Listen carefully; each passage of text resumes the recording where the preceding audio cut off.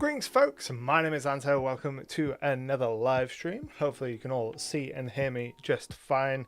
Still getting used to doing this whole thing on YouTube again. I've left all of the sound so I could just hear myself as I came online, which is never a fun thing when you're not expecting it, just hearing yourself come blaring out of your own ears.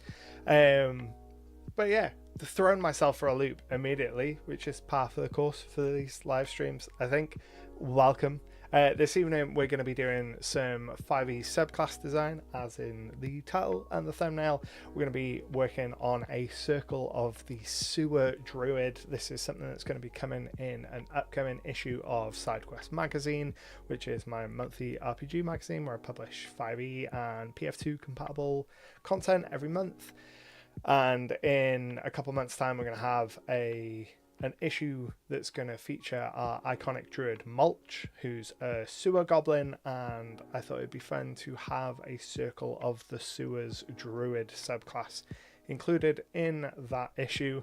So we're going to do some design work today, see if that idea has got any legs, go about the process of designing that subclass pretty much start to finish. I've done no work on it up until this point, so you're going to get to see kind of the whole start of the process that I go through to design kind of subclass material for 5th edition. Throughout the process, go ahead and throw comments, questions, get involved in the chat. These are always a lot more fun when people are talking in the chat. That's why I do it, so I can talk to people. Let me know if there are any issues with the stream. YouTube is doing its usual thing. It's like warning the bitrate's too low, but then it doesn't let me change it. I try and change it beforehand, but it doesn't let me. Still trying to figure out the whole streaming on YouTube thing versus Twitch, which is where we used to stream. But yeah, so today we're going to be doing subclass design. So we're going to go ahead and jump over to our desktop view. This is Affinity Publisher, which is the desktop publisher that I use to do all of my design work in. It's where I make the issues of SIDEQUEST. And we've got issue 31 open here, which is going to be the issue that features our Sewer Druid, our Goblin Mulch. This is a work in progress of the cover here. You see Mulch standing in a nice little clearing, talking to some of the nice animals. So we're going to do most of our work in this. I prefer to do my design work in the end kind of software that I'm going to use, so I don't have to transfer it all over. Saves me having to do the work twice. And to get started, we want to go ahead and basically kind of refamiliarize ourselves with the druid as it exists right now. So if I switch over to D&D Beyond, we'll go ahead and open up the druid class. So it's been a while since I've done some druid subclass design. I can't actually remember the last druid that we had in the magazine. It was probably the Circle of the Parasite. So druids are spellcasters. They get up to 9th level spells. Their big thing is wild shape, so we want to keep that in mind, make sure that we're incorporating wild shape elements into that. And then looking in their subclass features, I can see that the druid circle stuff starts at 2nd level, and then we're going to be hitting stuff at 6th level, 10th level, and 14th level. So if we go back into our design software here, we want to start making some scratch notes. So if I go ahead and zoom in here so you can actually see things. So we want to make some notes about wild shape. We want to make notes about 2nd level features. I believe a lot of them have 2 2nd level features. And then we want a 6th level, a 10th level, and a 14th level.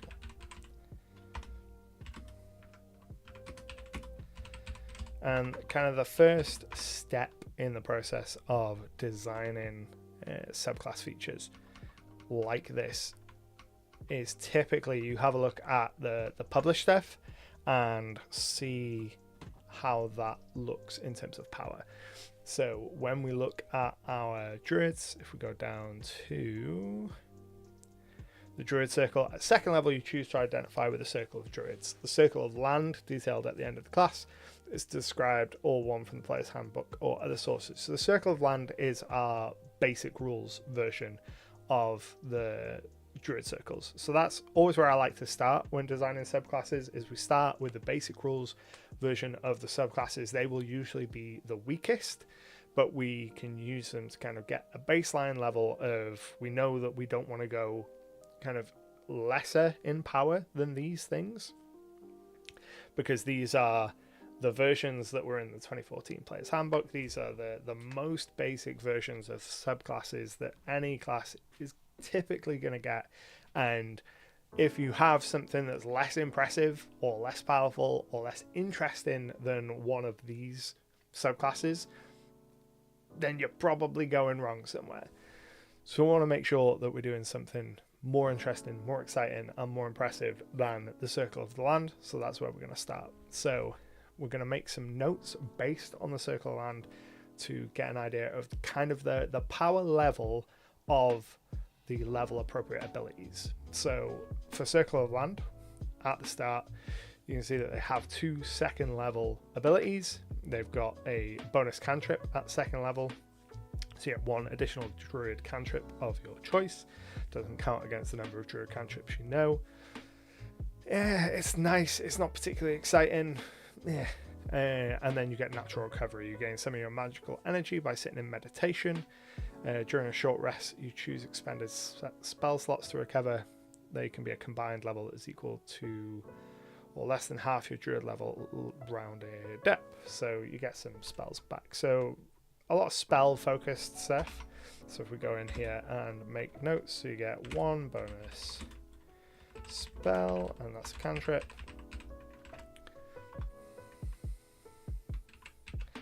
Helps if we don't delete everything. And then they also get a natural recovery, spell recovery, so like half level. What is it? Half level number of slots, spell slots, combined level equal half level spell slots. So not super interesting, but it gives us an idea of where the power level is for that basic kind of starting point with the class. Then we get circle spells as well as soon as you get access to them.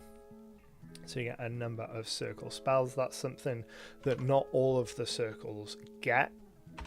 So circle spells, that's something that we might want to incorporate if we can find some appropriate sewer themed spells, but like I said, not all of them get it. If we jump down to Circle of the Moon doesn't have any circle spells.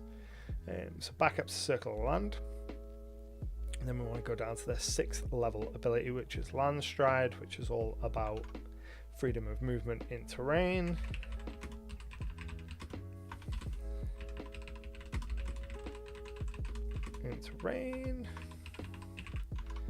And then Nature's Ward, can't be charmed or frightened by elementals or fae, and you're immune to poison or disease. Poison and disease. So can't be charmed and frightened. No charmed or frightened. And then you're immune to poison and disease. Immune to poison and disease. So I'm going to put a little, if we jump back into Affinity here, put a little asterisk next to immune to poison and disease as being something that we might want to carry over into our Sewer Druid, potentially at 10th level, maybe move it up, maybe move it up to the 6th level, depending, and potentially keep that for a Sewer Druid, because a Sewer Druid being immune to poisons and diseases makes sense to me. Welcome from Brazil. And then jumping into 14th level, we get Nature's Sanctuary. Beast or a plant attacks you, they must make a wisdom saving throw, or they can't attack you. So, yeah, that's a weird one. Beast or plant must succeed with save to attack you. And then let's go ahead and have a look at a couple of the different circles just to get a sense of some of the later versions of the Druid. So a couple of popular ones I know are Moon and Spores. So we'll have a look at the Circle of the Moon, and then we'll have a look at the Circle of the Spores. So Circle of the Moon gets a combat wild shape, as well as getting some more like beefy animal forms. And so starting at second levels, you can use your wild shape to transform into a beast with a challenge rating as high as 1. You ignore the max CR column of the beast table, but you must abide by other limitations there. So typically you can only go to max CR1, and the Circle of the Moon lets you go to you can put rating as high as 1. Challenge rating as high as Druid level divided by 3, rounded down. So Circle of the Moon just lets you get better wild shape, which is cool. So we get some options for fancier wild shapes, which is good because I do like the idea of incorporating some like sewer lore into this, particularly with like giant crocodiles, especially because you can already transform into a crocodile as a druid in wild shape, but I believe that the giant crocodile, if we have a look, giant croc is CR5? It is CR5. So from 10th level, if we kind of follow the combat wild shape rules, the circle forms rules from Circle of the Moon, you'd be able to transform into a giant crocodile from 10th level. So there's some precedent to be able to give us the ability to transform into some more interesting animals from higher level. So I want to make a note of that in our 10th level as well. So transform into cooler stuff, so half your level in CR. We need to be mindful and aware that we don't end up pulling too many bits from too many subclasses and making just the objectively best druid subclass. So what I don't want to do is I don't want to just take the full combat wild shape and the circle forms from Circle of the Moon and take it wholly. It would be a very narrow thing, so it would be kind of giant crocodile and several others, maybe a couple of other different sewer appropriate beasts. We'd have to have a look at the basic rule list of beasts for that kind of 10th level transformation step. But I do really like the idea of a sewer druid just being able to turn into an absolutely enormous crocodile, because there are no alligators in the list, but just sewer crocs, just it hits the fantasy that I have for a sewer druid in exactly the right kind of way. Circle of the Moon gets magical strikes at level 6.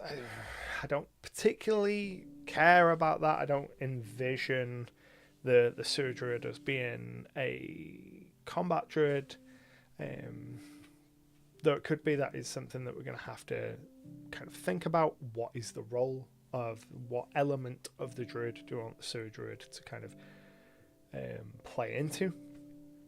And then again, we got elemental wild shape. You can expend 2 uses of wild shape at the same time to transform into an elemental. So we do have precedent to break all of the rules when it comes to wild shape. You can go beyond the CR cap that's been set by the table that you get as a druid, and you can go beyond the boundaries of being a beast. So we don't need to worry too much about it being CR appropriate or beasts if we find some cool monsters that we think, awesome, I want to include these. And then at 14th level, you've learned magic, alter your physical self, and you can cast alter self at will. and that's a 2nd level spell. That's a really strange one to get. Alter Self. You adapt your body, you get skills. I mean, it's not the worst spell, but if that's the kind of capstone feature of your subclass, I'd want more. You know, I want more out of my capstone features. So let's have a look at the Circle of Spores. They get spells. So again, a list of circle spells potentially. Typically, we're including circle spells to give the druid access to traditionally non-druid spells. And that's the only reason that you'd want to do it. I'm not sure how much we're going to want to do that. We might, depending on which direction we go with the druid here. Then we get Halo of Spores. So you get surrounded by Halo of Spores, create and see. You can deal some damage. Nah. So you do a little bit of damage. Symbiotic Entity. Fungal Infestation. You can bring things back as a zombie. Spores gain the ability. So zombies are CR14. What are crocodiles? CR12. So I like the idea of being able to call on creatures. So fungal infestation, you gain the ability to infest corpse and animate it. If a beast or a humanoid that is small or medium dies within 10 feet of you, you can use reaction to animate it, causing it to stand up immediately with 1 hit point. So you don't get like a full minion with it. It's only 1 hit point, so it's probably not something that we want to utilize, because if we're going to have some kind of summonable monster, you'd want it to have more than 1 hit point. It's not equivalent. And then spreading spores. Throw spores. They move into a cube. Creature takes damage. Nah, that's not super interesting. Spores, you can't be blinded, deafened, frightened, or poisoned, and any critical hit counts as a normal hit unless you're incapacitated. Fungal Body is super powerful, but that's about it. So jumping back into our notes, so we know we want to touch on some wild shape stuff. I know that I probably want the ability to turn into a giant crocodile, just because I really like that imagery. Giant crocodile as the Sewers Druid, and I like the imagery of a goblin turning into a crocodile. So like some monstrous amalgamation, you know, goblins green skins, crocodile typically green hues.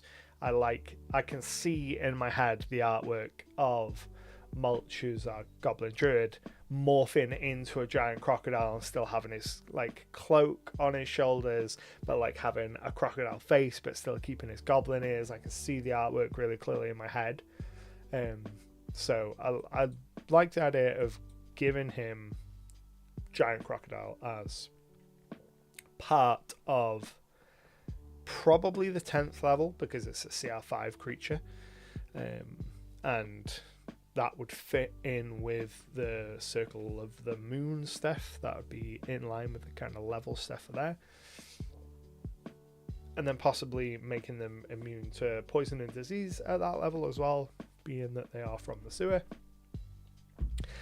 But then I want to think about the role of the druids here. So if we go back up to the druids themselves and have a look at the druids. So D8 hit points, not terrible. They get light armor, they get medium armor, and they get shield proficiency. So they're not the worst when it comes to their defenses. They get their wild shape. Let's have a look at the wild shape. It's been a while since I've looked at wild shape. I believe you assume the beast hits points. Yeah, so you revert instead of dropping it. Any excess carries over. Yeah, so they are relatively tanky. You can swap into different shapes, which makes them a good option. You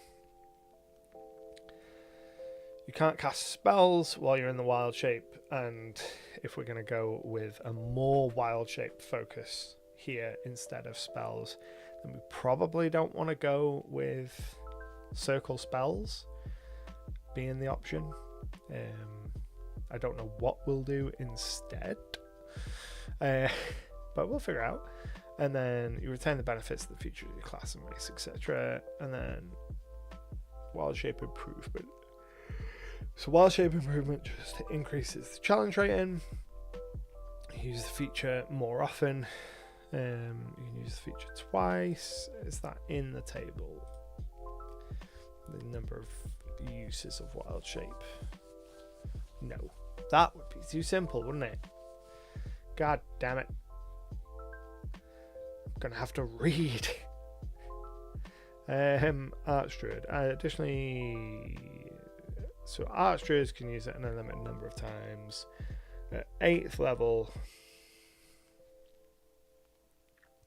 So you can use wild shape twice from 8th level and regain it when you finish a short rest. So really, in an average adventuring day, you're going to get it 4 times, maybe 6, but probably 4. So 4, we can bank on 2 to 4 wild shapes. Okay. So the key to short rest, that's fine. Well, most of the stuff is going to come online by sort of 10th level. The 14th level, the capstone stuff for the subclass abilities isn't super impressive, kind of across the board. Actually, I say that, but then while in your starry form, you become partially incorporeal, giving you resistance to all of those damages, which is quite nice. So they can be quite tanky. So we want... Do we go full Teenage Mutant Ninja Turtles with the sewer connection? I think we might. I think that might be the answer. So, where do we want to go with this? We want wild shape focus, and we want a combat focus. So this is going to be a frontline druid, a brawler druid, kind of getting dirty druid, which fits with the sewer. A sewer druid isn't a character that you expect to kind of hang back and cower. It's one that you expect to be getting in there and getting filthy. So we want to focus on those elements. The question is how. So let's have a look and see at some list of monsters. So if we go into D&D Beyond's list of monsters, we want to start off by setting our source as the basic rules, because that's all we get access to illegally. And then we want to go beast, and we want to go up to challenge rating 5. And then we want to just make notes of anything that screams sewer, So bats maybe, but not particularly. Snakes probably not. Diseased giant rats though. Specifically the diseased ones. Because, sewers. Flying snakes. Flying snakes could be cool. Let's have a look. What do they get? Doesn't provoke attacks of opportunity. They're very low CR, but they do have a fly speed, so you wouldn't be able to use them typically as a druid, so we can ignore that. Giant crocodile might just be what we're building the entire subclass around, to be honest. Which would be fine if the giant crocodile had a better stat block. Does the regular crocodile have a better stat block? Because if it doesn't, we might have to go piercing damage. It's grappled until it's grappled. Can't bite another target. I mean, grappling is fine, but where's the death roll? You know, I want a death roll. If we're going to have the ability to turn into a giant crocodile, I want to be able to death roll. It's restrained and can't bite another target. Right. Okay. That's really annoying. Okay. We might have to write a specific monster for this to achieve the fantasy of the Sewers Druid. In which case, it might be a case of Sewers Druids just not viable. This is kind of part and parcel of design. Sometimes an idea is much cooler than the execution, and once you start going down the kind of mechanical road, it becomes much harder to kind of achieve without having to start bolt on bits.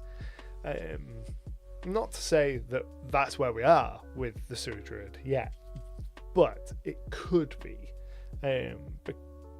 because we're starting from a point of let's try and work within the confines of the basic rules, which is how I like to start work with writing for 5th edition, because 5e is a bit of a mess. I've talked about it many times before, that the structure of 5e is so loosey-goosey that I think that starting within what structure it does give really benefits you when you are writing and designing for 5e, because it stops you going too far afield too quickly, which is really easy to do. Sometimes it's kind of necessary and results in much better design and much more interesting things going on. But starting from the point of, I'm going to start by completely kind of breaking the rules and ignoring the frameworks, can be a real pit trap. So I prefer to start within the confines and see if it works. And my gut so far is saying that Sewers Druid within the confines might not work, because it doesn't feel exciting enough, because the kind of core things that are coming to me when I think of a Sewers Druid is kind of immunities to poison and diseases are an easy one that you would expect from a Sewers Druid. Turning into a big old crocodile, cool. But then I start to get stuck with, or run into roadblocks when I look at the other kind of elements of Druid subclasses. So don't want to incorporate too much magic, because then here's a bunch of features that you can't use while you're in wild shape, and wild shape is kind of the key ability of druids. It's one of the weird things, the kind of weird anachronisms about the druid class that I have, is that it, like several of the other classes, lives in this kind of half world where it's like one half of the class's identity is spellcaster. They can go up to 9th level spells, but the other half of the class identity is one of your key features and the thing that makes druids wild shape in 5th edition anyway. You just can't use spells during it, at least initially, and it's a really weird kind of trade-off that makes puts druids in a weird place for me. But I think that maybe it might be better to keep Sewers Druids, if we weren't to do a circle of the Sewers Druid as a subclass. I'd still want to incorporate the Sewers Druid element into it in some way. Evening, Bob. How are we? You caught me in the middle of an existential crisis about whether sewer druids can exist mechanically. Because the more I'm going into it, the more I'm like, I don't actually think that sewer druids will work mechanically, or that they will be interesting. And I'm just on the cusp of being like, nah, sewer druids ain't gonna work. But if we don't go down the route of mechanized sewer druid subclass, which I'm fine with, I don't even believe, I'll have to check the schedule. I don't actually think that I had sewer druids down as part of the schedule for this issue. I think it was an extra thing. So I had a location, I had the Iconics article for mulch. Yeah, I hadn't actually planned for sewer druids to be a part of this issue, so I'm not losing anything by not including sewer druids, so that's fine. It's all part and parcel of design. I do think that I might remake the giant crocodile instead, because I'm really annoyed that the giant crocodile doesn't have death roll. It's a really small thing to be annoyed about. I can understand that the regular crocodile doesn't have it because it's so low CR, but the giant croc not having it is a travesty, because that thing should be tearing you up. Like, huge beasts as well. It's not even large, it's huge. Why can't it swallow you whole? And why can't it death roll? Like, the giant crocodile deserves better. So I think that justice for the giant croc is what I'm saying. I have no idea how to... Is this how? This is how. I'm officially changing the title. We are no longer making a circle of the sewer druid. We're making giant crocodiles great again.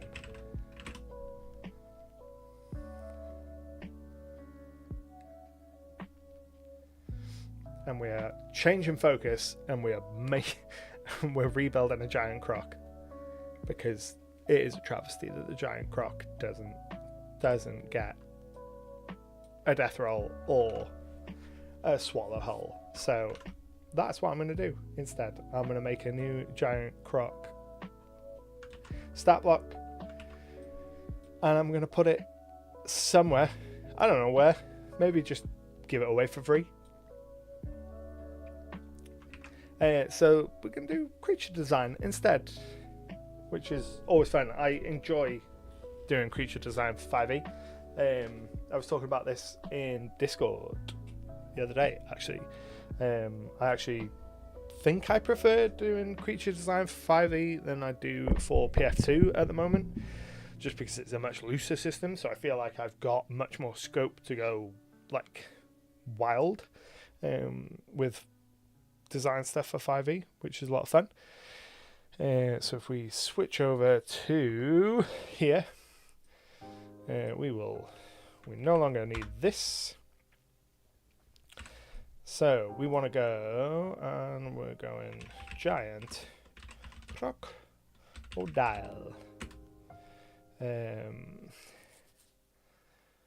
Reforged.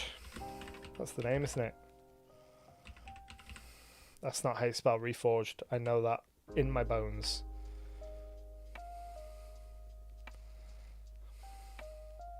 There we go. Giant crocodile reforged. Right, so this is going to be very confusing to anyone that comes in, that sees the thumbnail and then the title and then comes in, and to anyone watching the VOD. It's fine. We're just chilling. This is just a chill stream. It's fine. So what we want to do is, I can't remember what my creature types are, so I want to open up one of the other issues of SideQuest that I know has some reforged stuff in it, so I can reference that.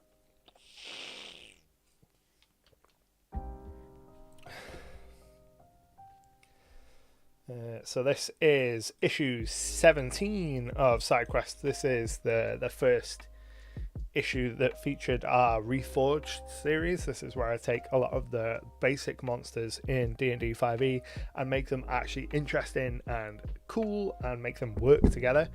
So this issue featured a lot of skeletons and made kind of the whole suite of skeletons work together.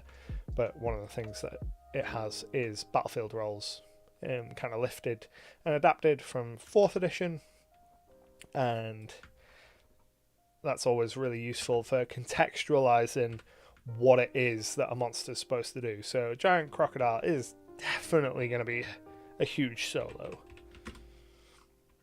And then I no longer have a keyboard with that vertical line key on it, so I have to use it on my Stream Deck and find the button. Huge solo. So we're going to keep this. We're going to keep it at CR5, or are we just going to throw caution to the wind? Throw caution to the wind. Why not? So the existing croc is natural armor class 14, which doesn't feel like enough for a CR5 creature. Let's jump and have a look at the recommendation. So the recommendation that Wizards of the Coast gives, which I'll preface by saying is wrong, it's not what they use, but it's the only thing that we have to go on. They recommend for a CR5 creature that it should have an AC of 15. Now, there are things that can alter an effective armor class. The giant crocodile has none of them. So I don't know why its armor class is so low. So if I go ahead and I'm going to grab its stat block here and paste it into Affinity so that we can reference it as we're working. And then, so our armor class is too low right off. So we're going to start that at the baseline of 15 for CR5 creatures. And then the baseline of HP for CR5 creatures is 131 to 145. Again, the giant croc, well below that. The giant croc is really being shafted. So we're just going to start. We want this thing to be an absolute brute. You know, if your party encounters this huge crocodile, a beast that is capable of swallowing them whole, dragging them under the water, death rolling them, ripping off, you know, a normal crocodile is something that should be able to absolutely decimate a person. A giant crocodile should be able to do it twice over. So, you know, absolutely should be able to swallow someone whole. Should have way more HP. So we're going to start off with the max of 145 for the recommended CR5 and then see how we go from there. Real Pat says, saw you live after watching the videos you made on getting into PF2. I'm looking into learning Pathfinder since I've been playing 5e for some time and want to learn a new system. Just want to say thank you for the useful guide. You're very welcome. PF2 is a very fun system. It's got a lot of stuff in it I like. A few things in it I don't like. One of them, as I was saying kind of earlier on, is because the math and the mechanics of it are so tight. Creating monsters for PF2 is not as fun for me as it is for 5e because everything is really, really tight and the math is all really precise and it all works. So I find that I enjoy a lot more freedom in 5e to kind of bring in new abilities and experiment with monsters a little bit more, whereas in PF2 there's a lot more traits and stuff that you have to be mindful of. But that is absolutely only really a thing that is relevant if you are making monsters to be published. If you're just homebrewing monsters, it's absolutely not a problem. We will keep the speed at 30 feet and swim at 50. For such a chunky boy, he's real fast. And then strength is looking good. Dex feels like it might be a little bit too low. Con is probably fine. Intelligence, I have no idea how intelligent crocodiles are. One of the things that I love most about D&D and TTRPGs in general is that it makes you Google the weirdest stuff. Like, wasn't expecting to be Googling how smart are crocodiles. Possess some advanced cognitive abilities. They can observe and use patterns of prey behavior, such as when prey come to the river and drink at the same time each day. Yeah, that's cool. Show high cognitive behavior despite the fact they're reptiles. I mean, they're ancient. I feel like 2 is doing a disservice, so I'm not saying we're going to give them like an intelligence of 10, but maybe 4, you know? Yeah, the dex will be why the AC is down as well. But, you know, someone made the choice to give it a dex of 9. You know, again, no saves. No, like, what were they doing? This is the thing that frustrates me the most when I'm doing, like, reforged monsters. When I'm going through and reading 5e monsters, I'm like, what were you doing? Like, you had the option to do so much cool stuff and so many interesting things with some of these monsters, and you just didn't take it. Like, because this was early on in the process, you know, all I can think is that they're holding over a lot of baggage from earlier editions. So let's go ahead, and if I can do this without knocking over all of my 3D printed bits very carefully. Yeah, fully success. Great success. Let's have a quick look in the 4th edition, because they were coming out of 4th edition. Let's see what the crocodiles in 4th edition were like, because that should give us kind of an idea as to kind of what the design space for crocodiles was that they were coming out of, which I think is a really useful thing when you're designing monsters. So, god damn it. So, immediately, Crocodile's got 2 options in 4th edition. One is a level 4 soldier, that is the Vice Jaw Crocodile, that's our basic crocodile. And then one is a Faemire Crocodile, that's our level 10 elite crocodile. So the level 10 version has a swallow. It can swallow you whole. It is huge, so that is our giant crocodile equivalent. God damn it, it can swallow you. So they made it worse.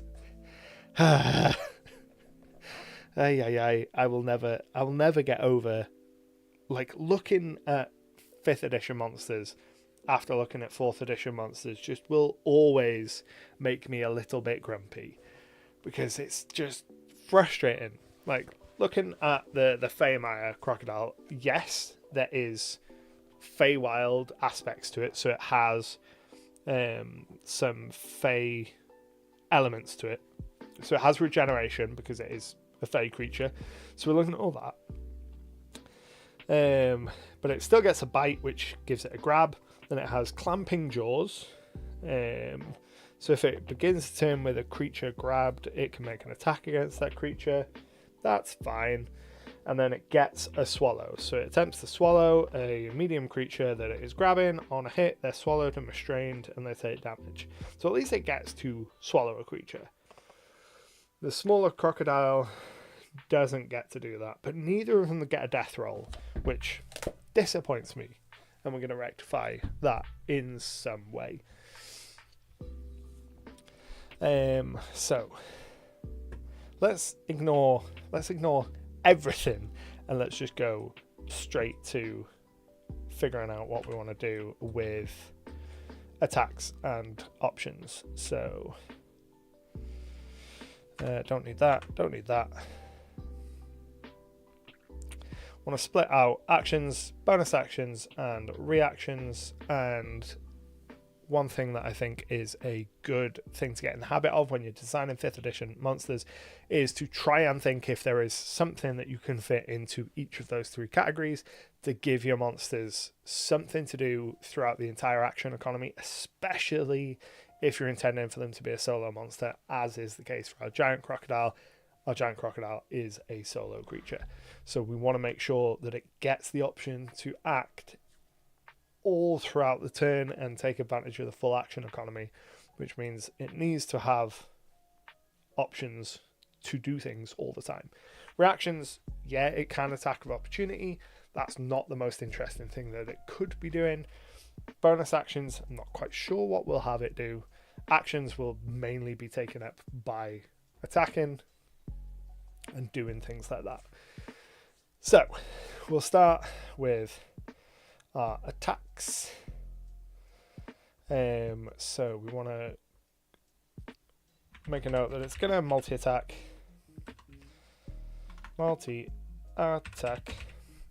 So we'll keep it with the 2. If it gets 2 attacks, both of them do 21 damage.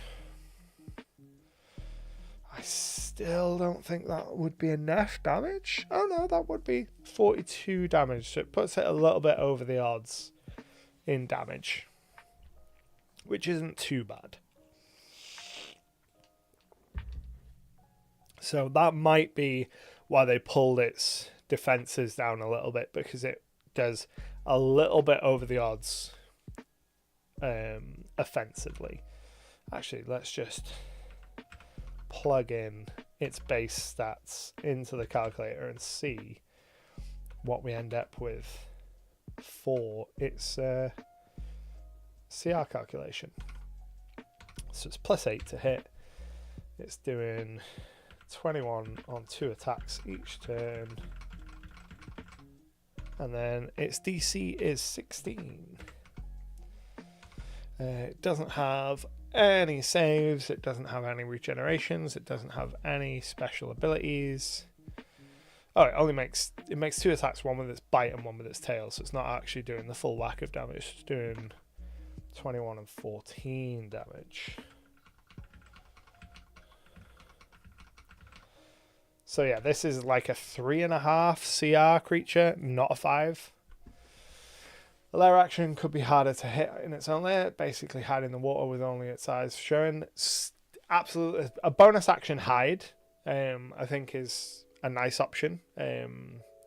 Some kind of bonus action maneuverability is always a good option and a good use of the bonus action, allowing a monster to move around its environment more, especially when you've got a solo monster, because typically they won't, there's one of them and 4 or 5 of the players, or more even.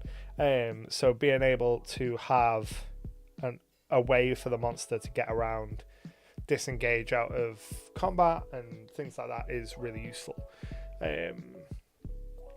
So giving it some option to hide in the water, to disengage in the water, something like that with its bonus action, definitely an option and super useful. So let's go and some kind of movement. And then in terms of reactions, I'm tempted to put the death roll in as a reaction, but it feels too large, so I'm going to leave it as a full action. So we want multi-attack with bite, tail. So we'll leave bite as being a grab. Bite plus grab. Tail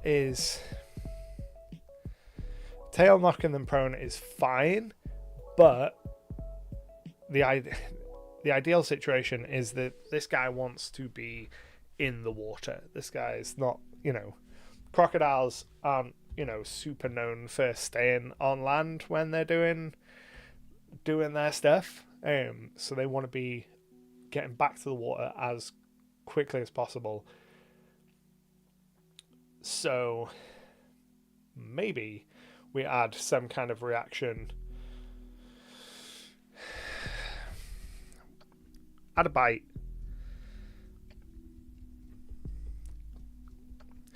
Tempted to make the bite dependent on a save, and then on a failed save maybe trigger some kind of drag.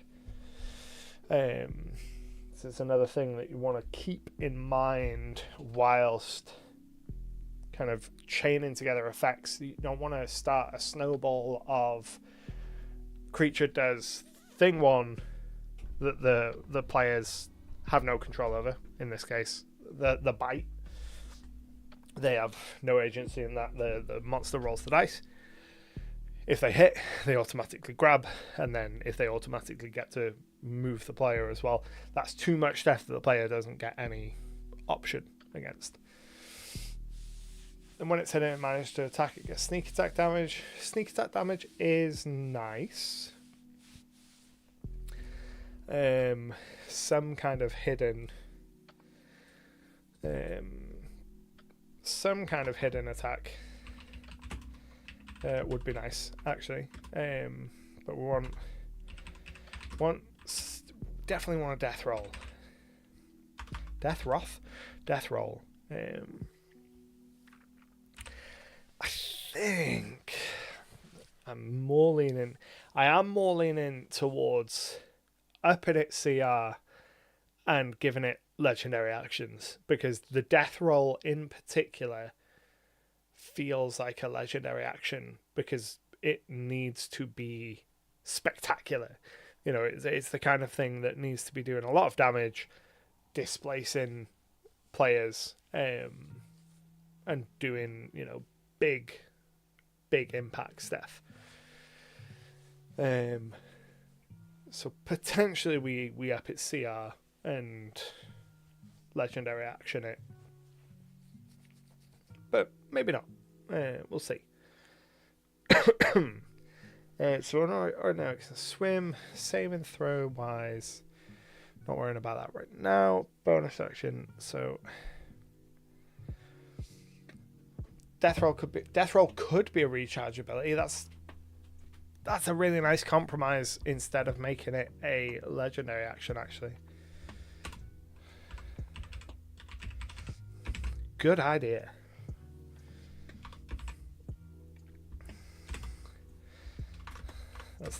I always forget about recharge abilities,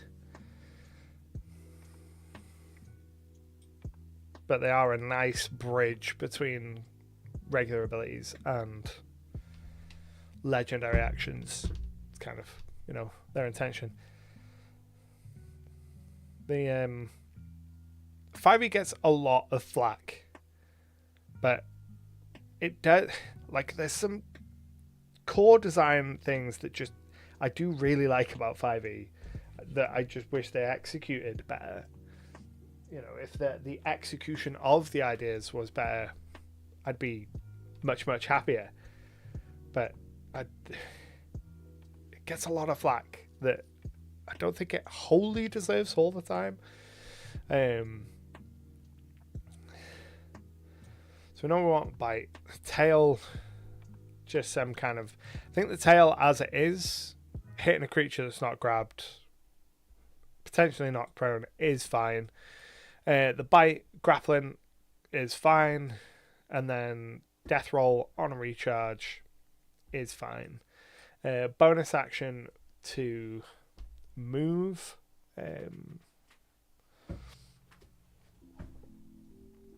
That says, are you playing 5e or are you only playing Pathfinder 2nd Edition? I am playing both. I'm currently running a long-term campaign in Pathfinder 2nd Edition, but I run kind of one-shots in a more kind of casual game for a bunch of new players in 5th edition on a more infrequent basis.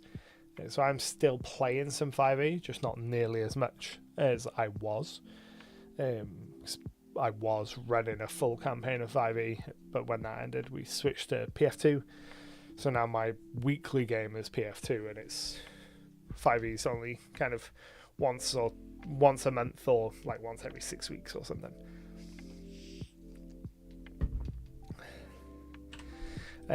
So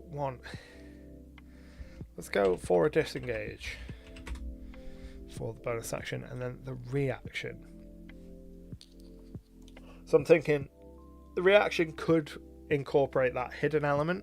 So if the giant crocodile is hidden, so the only skill that the giant crocodile naturally has in the base stat is stealth.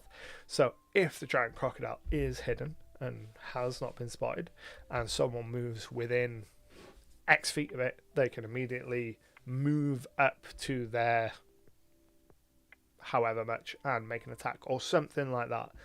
So something tied into being hidden and being hidden and making a sneaky attack.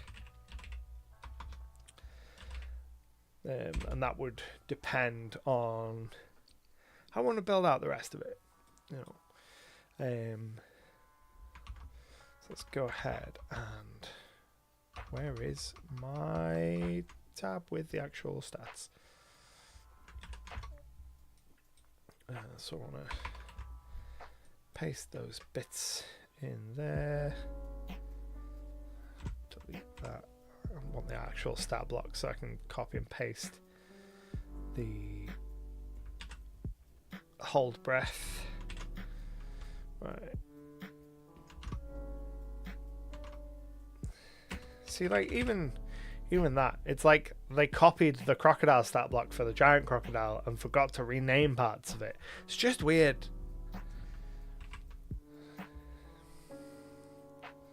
You can't see what I can see. It's been a long time. We're out of practice. So giant crocodile can hold its breath for 30 minutes, which is an irrelevant amount of time when it comes to actual play, but that's fine. We want it to have, so in false appearance, I don't want it exactly the same as the false appearance with the skeleton, but we want it something similar. So for skeletons, while they remain prone and motionless, they're indistinguishable from an ordinary corpse. I want something like that for the giant crocodile. While it's in the water and remaining stationary, that it looks like a log or a piece of detritus in the water, something like that. I think that might be an interesting way to play on the way that crocodiles do hunt. It might be worth it to give it an ability to hide in the water while if submerged, perhaps advantage on stealth attacks while submerged. I'm not sure if that came in as I was thinking of this false appearance. I like the idea that while it is stationary, I do kind of like the idea that while it's stationary, it is just indistinguishable. But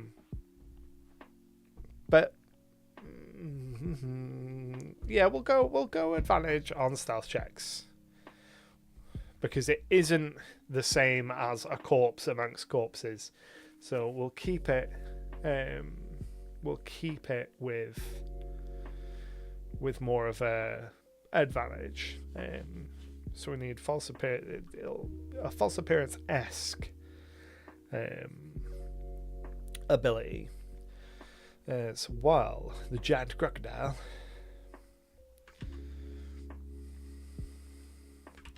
remains motionless,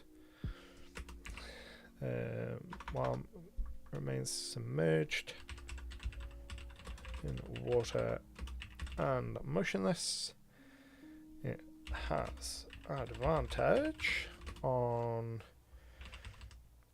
dexterity stealth checks.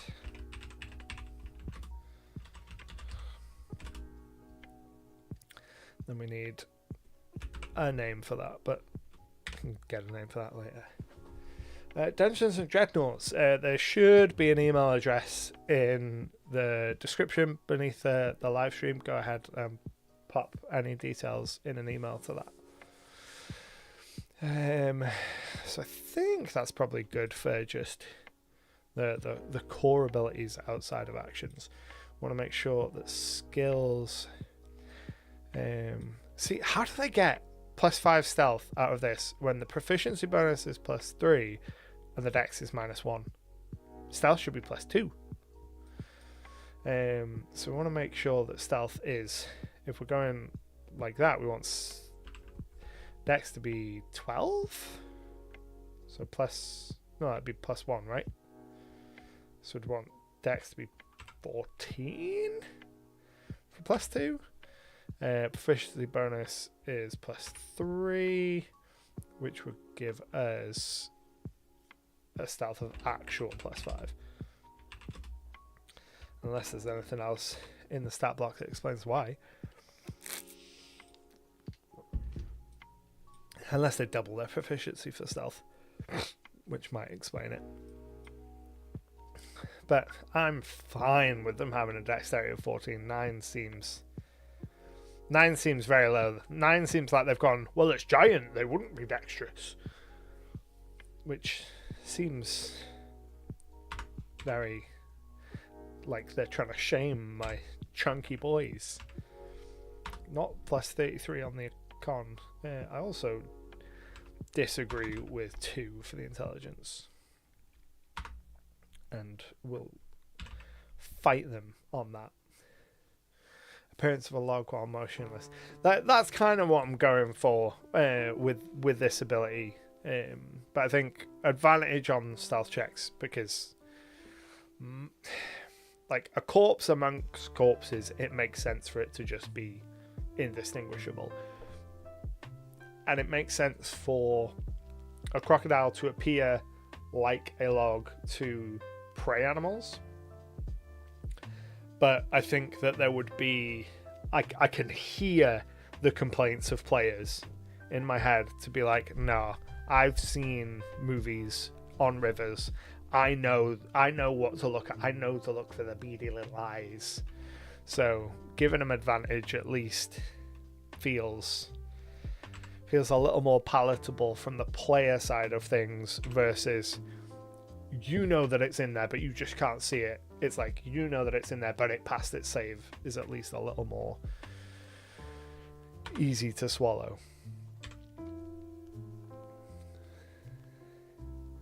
So charisma -2, and then passive perception would be 10. Passive perception 10, and then we can get damage resistances. They do have quite a thick. They are quite thick. So I think we might leave some damage resistance, possibly. We don't want it to be immune to anything. I don't think we want it to be immune to any conditions. Let's have a look at the conditions. Conditions. Basic rules conditions. It's not going to be immune to blinded. It's not going to be immune to charm or deafened or exhausted. Probably not frightened. Could be immune to grappled. It is the grappler. Incapacitated, wouldn't be that. Wouldn't be immune to or paralyzed, petrified, poisoned, prone, restrained. Nah, it's not going to be immune to any conditions. That's fine. A mimic appears to be a chest in every way until revealed. Crocodile doesn't appear to be a log in every way. Exactly. Languages. It speaks crocodile.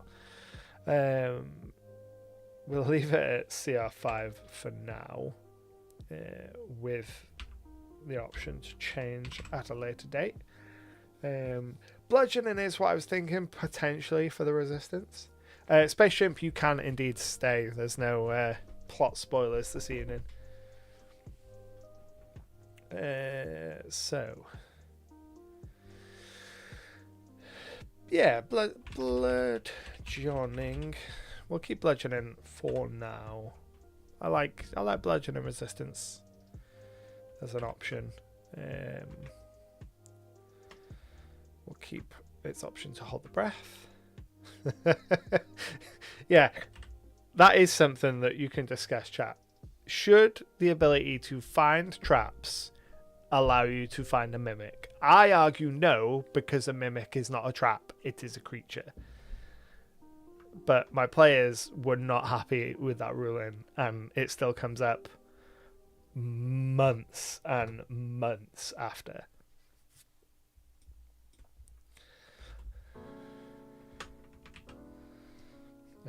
Delete.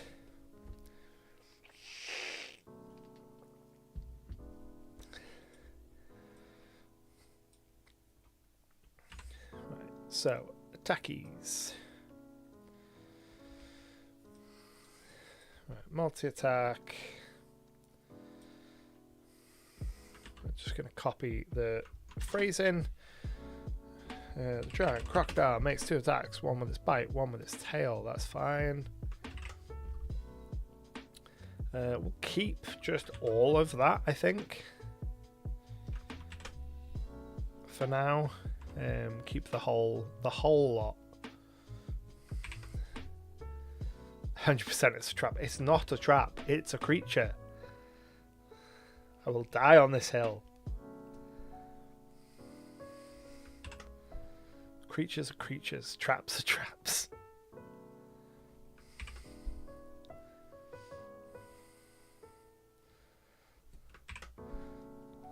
Like, detecting traps is detecting mechanical traps, like a bear trap, versus detecting the concept of a trap. I'm fairly sure. Was it detect trap? It was the detect trap spell, right?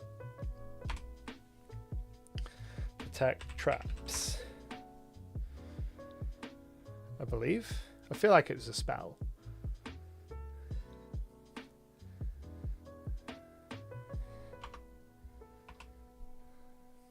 Or was it a spell? I can't even find detect trap as a spell. I have no idea what triggered it. Like, what specific role made it come up. But the outcome was that they were looking for traps and there was a mimic, and they didn't find the mimic because whatever they were looking for was predicated on physical traps, like bear traps and mechanical traps, and mimic is a creature. That was how I ruled it. I know that you can't remember these things, Space Chimp. It was mostly a rhetorical question. Find traps, that might be what it's called. Find traps. There we go. I want to look at the wording of it. Sense the presence of any trap within range that is line of sight. A trap, for the purpose of this spell, includes anything that would inflict a sudden or unexpected effect that could cause harm or undesirable, which was specifically intended as such by its creator. I think it was the by its creator that ended up being the point of contention, where I argued that it was only applied to like mechanical or like that kind of trap, and they argued that mimic would count as a sudden or unexpected effect, and I argued that a mimic wasn't intended by its creator. It went on for a long time. It still goes on to this day. Anytime mimics come up, anytime traps come up, anytime they look for traps, someone will make a joke about it probably doesn't preclude there being mimics. It's madness. The only way a mimic is discovered by detect traps is if it's pretending to be a trap chest.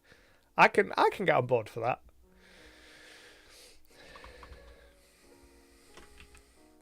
that. Right, so death roll. What do we want this death roll to be? So it needs to be a recharge ability. I can't remember exactly. Adult red dragon. Let's have a look at the adult red dragon, because I think that recharges on a 5 or a 6. The breath weapon. I always go to a breath weapon. Yeah, recharge 5 or 6. For the wording on recharges. Recharge 5 to 6. So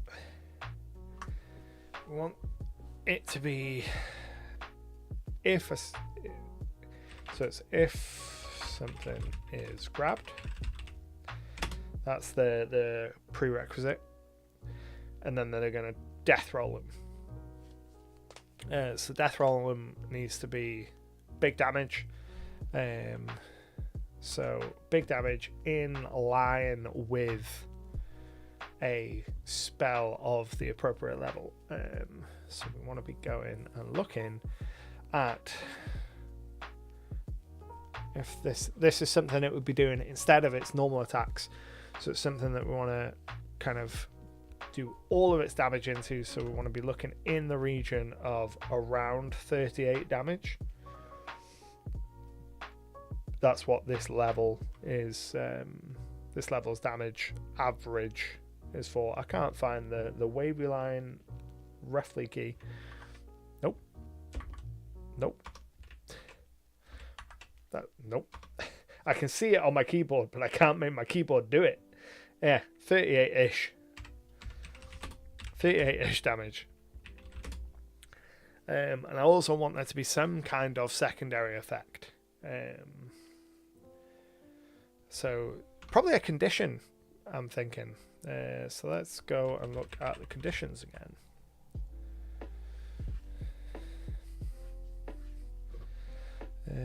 So it wouldn't be blinded, charmed, deafened, exhausted, frightened, grappled. It could be incapacitated.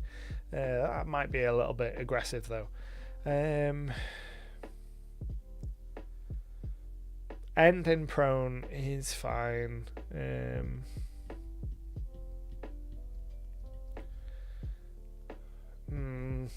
Conditions aren't great for adding to this. Death roll causes bleed.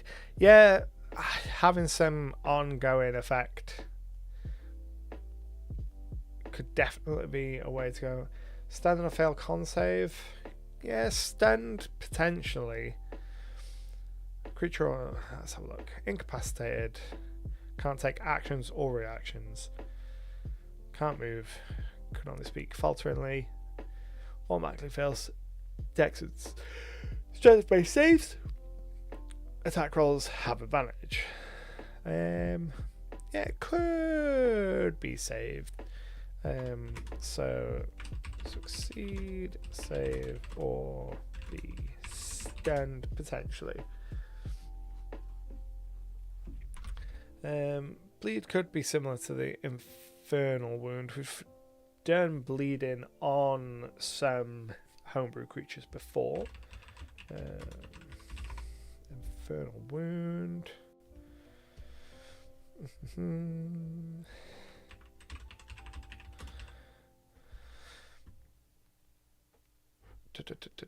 Lose 5 points at the start of each of its turn.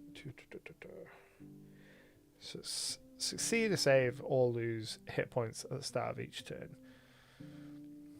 Any creature can take an action. Yeah, pretty standard stuff for bleeding mechanic. Possibly, we'll grab the text for that. So we've got it for the phrasing. Because I like to be specific for our phrasing.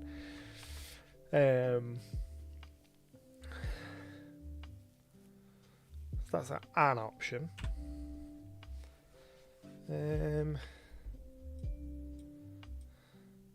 Yeah, I like bleed damage, I think.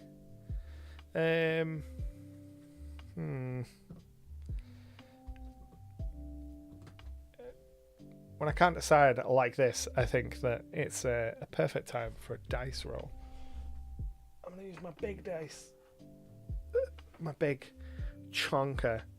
So odds will bleed, evens will stun. Odds it is will bleed. Blood in the water. I'm absolutely fine with that. 38 is damage, succeed save, or bleed.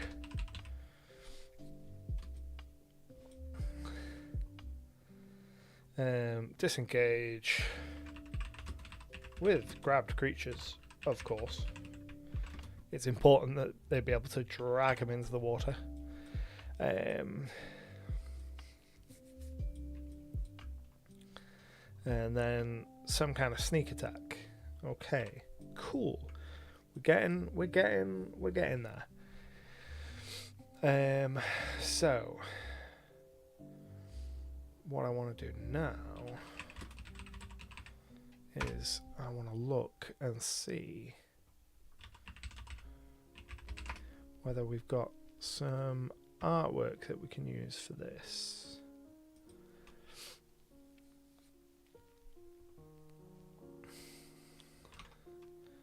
So my go-to is Dean Spencer, who does amazing stock art. Oh yeah, I mean that's...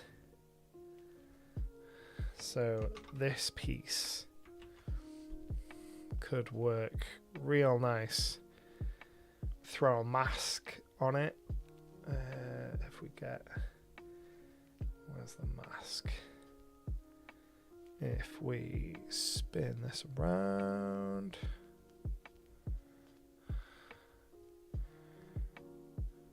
And then throw that mask onto there and crop it in if I can find the buttons like that, and then have start block above that. Yeah, so I'll pop Dean a message and purchase the rights to that after the stream. Like Bleed 2, in my opinion, makes players have less agency and makes them less interested in combat since they can't interact with it as much. So try and avoid stun as much as possible. Yeah, it's never fun to be stunned, even though players absolutely love to stun monsters. That's such a double standard. Like, they will stun until the cows come home, but we stun them once, and no, it's not fair. So yeah, I think sneaky, stay in water, bonus action to drag creatures away while it's got them grabbed, death roll to do a whole bunch of damage if it's got them grabbed, and then make them bleed, reaction so that when they're motionless, if anything comes within X range, I have to ponder on that.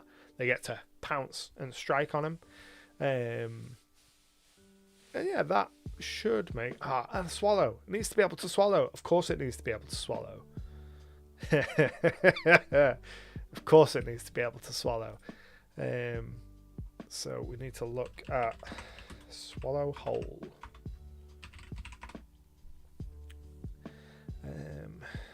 As the ability swallow.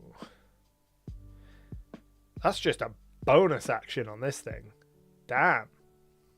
Is that really just a bonus action? Oh my lord. Okay, cool. So several things have got the ability to swallow creatures as bonus actions. Cool. So we'll just drop that in there.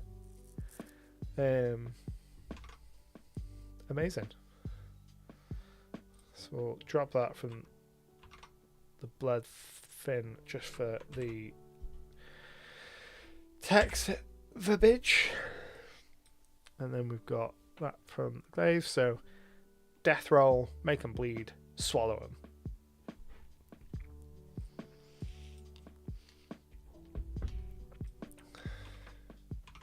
yeah, that's a good suite of crocodile options. So what I'll do is I will put all of these bits together, grab some stock art from Dean Spencer. I'll ping him a message when the stream's over to get that particular riverboat piece, put it together into like a nice little PDF, and fire that out for freebies probably tomorrow, depending on when I get the stock art, 'cause I'm due to go away tomorrow, so it depends on when I get the stock art back.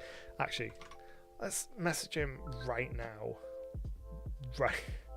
right now while we're on stream, to get the ball rolling. Copy and paste.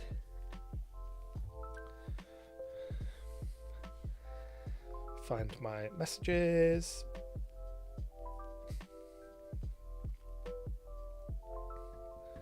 And then I'll put this out on, I'll put it on the YouTube community page, I'll put it on Twitter and in the Discord as well.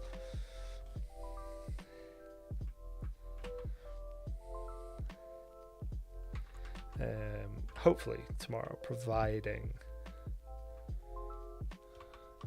I get the art in time. It's like I say, I am going away tomorrow, and I'm not gonna hang around and wait for art to come in before I go away. Cool. So that's for the art. Put all that together. When that comes in, write all the specific like wording of the abilities like off camera, because it's not fun to watch someone write like specific noodly mechanically wordage. But no, that was, I feel like we've done justice to the giant crocodile, giving it the ability to death roll and swallow things, and made it, you know, a little bit more ferocious than it was previously. And I'll do a balance pass on it, make sure that the numbers still stack up with it being CR5. Might need to bump it up to 6 to account for it being able to swallow and death roll, but that's no problem. And it'll finally, you know, be as scary as it should be to encounter something that enormous.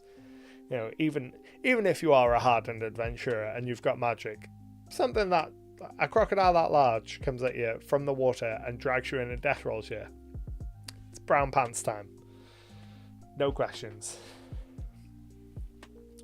How are we doing for time? We are almost 9:30. So I'll stick around for maybe like 15 more minutes if people have got any questions or anything you want to fire in the chat, not necessarily about monster design or 5e design in general. If there's anything about world building or the YouTube channel or anything like that, fire in the comments, and we'll just hang out for 10-15 minutes before we call it an evening. While you're racking your brain about what you could possibly put in the chat, I'll use this time to aggressively self-promo.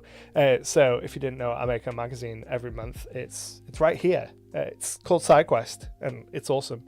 It has a bunch of 5e and Pathfinder 2nd edition content in it. Issue 29 was released today. It came out as we went live today. It has a new monster in there called the Ravens of Ket. They are a creature that are dispatched by the god of murder. So when people are predestined to die and they somehow manage to avoid their predestined death, these beings are dispatched to kind of right the cosmic balance, and they look awesome.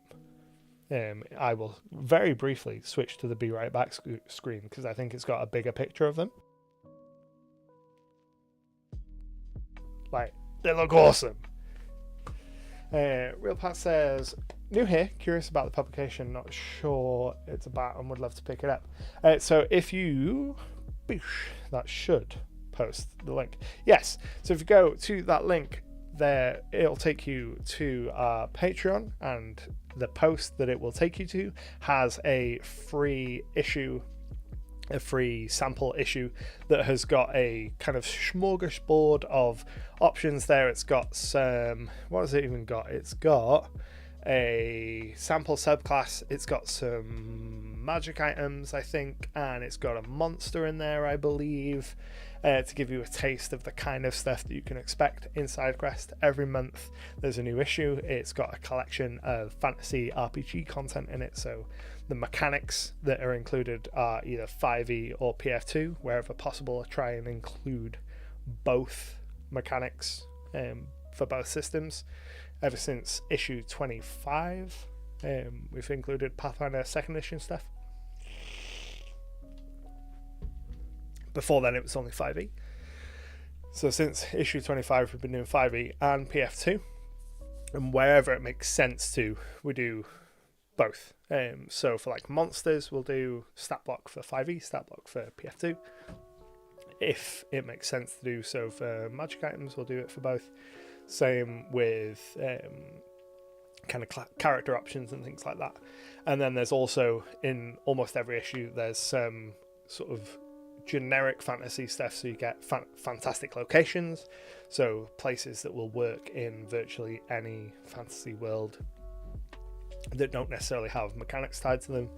In the last batch of issues, we've been introducing a bunch of new NPCs, so our iconic lines, so a bunch of new characters, kind of our iconic characters, one for each of the classes, and we introduce NPC stat blocks for them and kind of background and stuff, and kind of advice on how to incorporate them as NPCs in your games and stuff like that. And then just a whole bunch of options for like GM advice and other player options. And just the idea is every month you get something new and interesting and exciting, and kind of recapture some of the feeling of the old school magazines. Like, I came up on old school gaming magazines like White Dwarf and Dungeon and Dragon, and I miss them a lot, which is why I started making SIDEQUEST, because I wanted a monthly publication to be like, I just want cool stuff every month.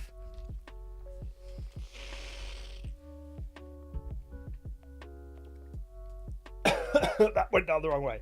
So issue 29 came out today. It has new fantastic location, a new kind of NPC profile for our iconic paladin. It has an article that has kind of information on and rules for, or kind of rules guidance for players running their own organizations. So if players have ever wanted to start their own business or kind of run their own adventuring guild, it has a spread of rules for how to start that, with kind of custom rules for assuming different roles within the organization. So assuming the role of the face or the treasurer or kind of the security, as well as how to earn money and what to do if you run out of money and how to pay off your debts and things like that. And then it ends with the Ravens of Ket, the new monster, and kind of the lore and mechanics for them. Also have Drive-Thru-RPG, which has all of the kind of back catalogue of all of the digital stuff that I put out. So it's got all the side quests, but then a whole bunch of other PDF stuff on there as well.